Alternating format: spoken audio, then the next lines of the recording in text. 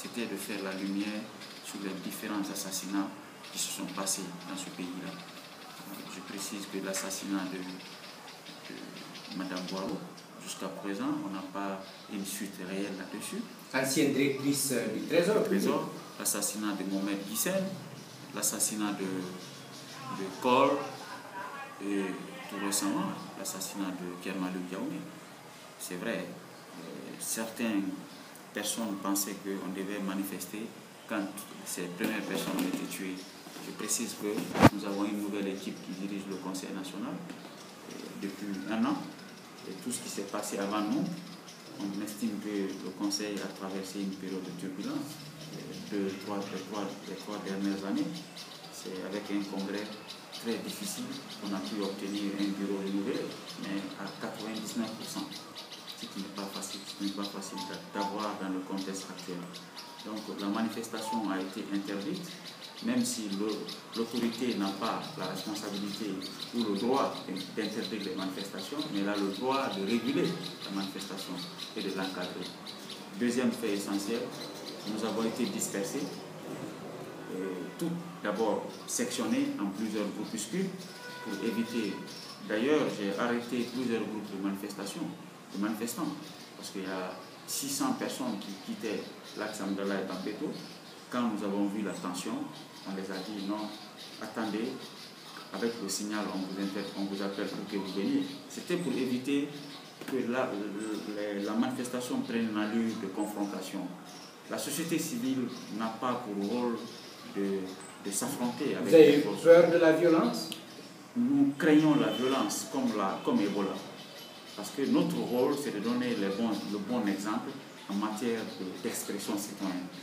Et les agents qui ont été déployés, comment ils étaient? Est-ce qu'ils étaient violents ou pas? La gendarmerie a été très compréhensive à un certain niveau. Mais c'est pas ce que nos reporters disent. On a quand même un de nos reporters qui a été victime de violence, qui a été blessé. Non, de la part d'un policier ou d'un gendarme. De la part d'un gendarme? Oui. Ce que je dis, c'est la règle générale. Mais nous avons été menacés, beaucoup de personnes molestées par la police. Aujourd'hui? Aujourd'hui. Il a fallu l'intervention de certains colonels de la gendarmerie pour que le pire ne se reproduise. Parce qu'on a été bouclés au carrefour de l'abattoir, derrière et devant, dans un cul-de-sac. On ne pouvait plus reculer, on ne pouvait pas avancer. Ils progressaient vers nous avec tout ce que tu connais, comme acte d'injure, d'intimidation. Et le camion était déjà prêt pour embarquer tous les manifestants.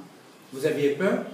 Attendez, si on avait peur, on n'allait pas continuer à la maison de la presse pour faire une déclaration. Et si on avait peur, on n'allait pas manifester. Le problème, nous avons géré des manifestations plus difficiles que celles d'aujourd'hui. Seulement, la société civile évolue conformément à la loi.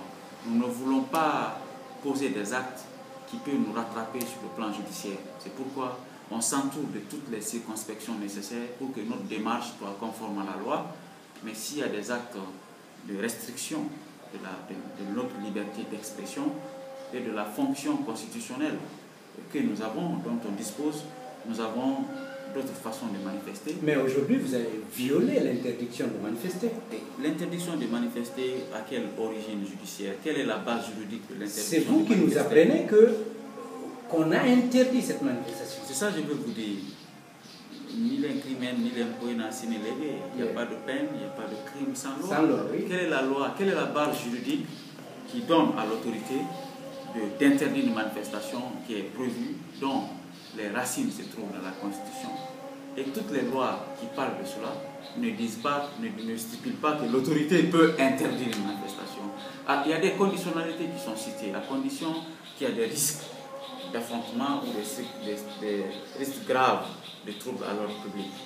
En ce moment, il prend les responsabilités pour encadrer la manifestation pour ne pas que ça déborde. Je crois que le dispositif qui était là aujourd'hui était tellement impressionnant qu'on pouvait nous laisser rentrer au Palais du Peuple, tenir le meeting et évoluer vers la ville ou à une autre destination qu'on allait nous proposer si en ville il y avait, parce qu'on a appris en dernière nouvelle qu'il y avait des loupards qui étaient stationnés au niveau du marché Niangema, qui attendaient juste qu'on évolue pour s'abattre sur les manifestants. Des anti-manifestations. Donc ce qui est rassurant, nous avons promis de manifester, nous avons manifesté. Même si l'ampleur qui était attendue n'a pas été atteinte, mais nous avons démontré une fois encore que c'est un droit constitutionnel, qu'on ne peut pas nous arracher un bon matin. Vous pensez que le manif d'aujourd'hui